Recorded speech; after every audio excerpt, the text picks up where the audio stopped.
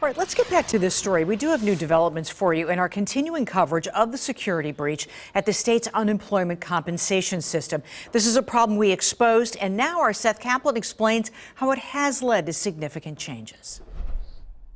Bank account hijacking. That's what the Department of Labor and Industry calls an epidemic. ABC 27 News discovered first. Hackers diverting unemployment checks from Pennsylvanians into fraudulent bank accounts.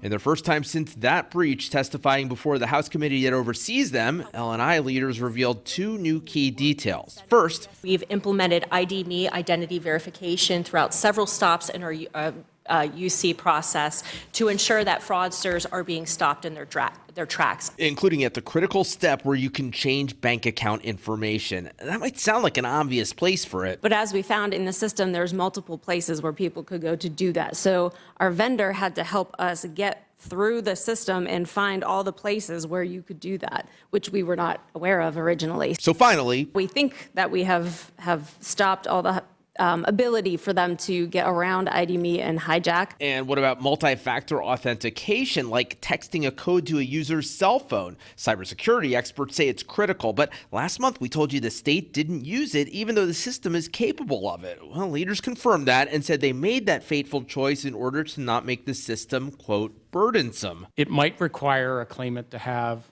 a mobile phone, and not everybody does.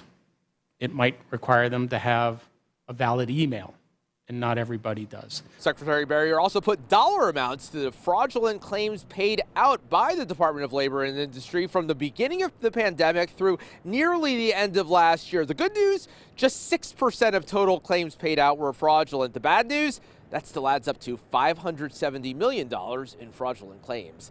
At the state capitol, Seth Kaplan, ABC 27 News.